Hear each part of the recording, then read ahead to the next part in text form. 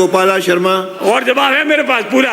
हो गया। अब कितने खोले यहाँ ब्राजील आपके श्रीमुख से कितनी घोषणा हुई वो तो बताओ। बजट घोषणा एलओपी साहब आपके समय के घोषणा करी एक भी खोला हो सवाल काम करती है संसदीय मंत्री की घोषणा से एक भी खोला में बंद नहीं होती है। अपने ही उप मुख्यमंत्री को अपने ही प्रदेश के अध्यक्ष को उन शब्दों से नहीं पुकारती है जिनसे पुकारा गया है। माननीय मंत्री जी मैं भी कुछ कह रहा हूँ, आसन पाँव पे सुन ही नहीं रहे।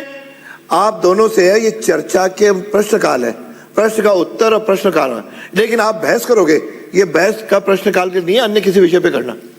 आप दोनों के अच्छे विद्वान है, मित्रता भी है, लेकिन वो आज अंतिम दिन ज्यादा प्रदर्शन मत करो। श्री गोपाल शर्मा 423 यानी कभी अध्यक्ष कुछ कहे तो उधर भी ध्यान देना चाहिए, केवल आपस में करोगे तो समाधान नहीं होगा, चाहे कोई भी हो।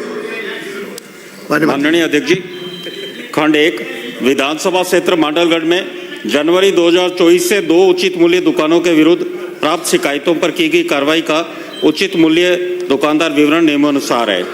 नंबर 1 श्रीमती रेणु कुमार मीना, ग्राम पंचायत लाडपुरा, कार्रवाई का विवरण निलंबित एवं निरस्त। नंबर 2 कमलेंद्र सिंह, बरुंदरनी, प्राधिकार पत्र निलंबित।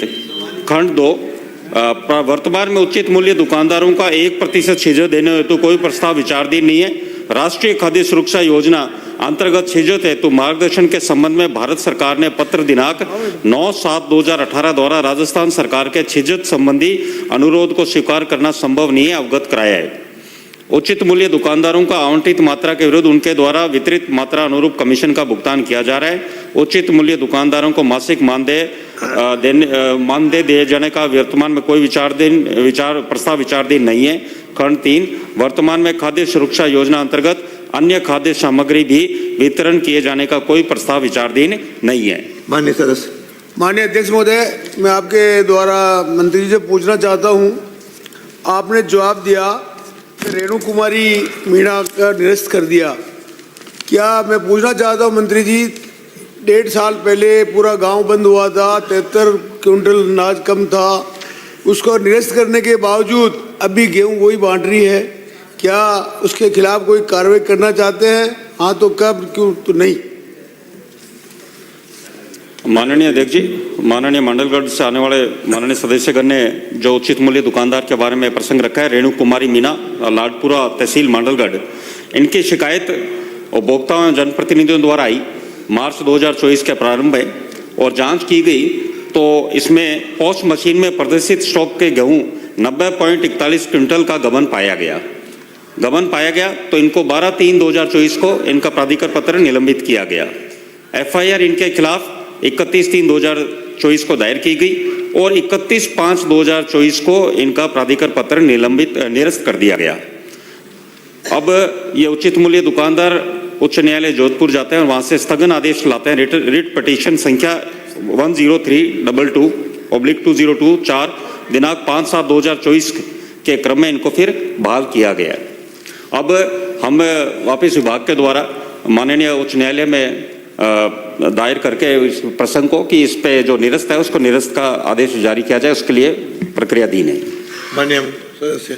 माननीय अध्यक्ष महोदय, मंत्री जी से पूछना चाहता हूं, इतना बड़ा भ्रष्टाचार खुले में किया और पूरा गांव 2 बार बंद रहा और आपके DSO ने उसको 2 महीने 3 महीने का समय दिया जो कोर्ट जाने का, परंतु माननीय उच्च न्यायालय ने ये आदेश नहीं दिया कि फिर भी वो भ्रष्टाचार कर रहा है और आपका DSO उस पर कोई कार्रवाई नहीं कर रहा है।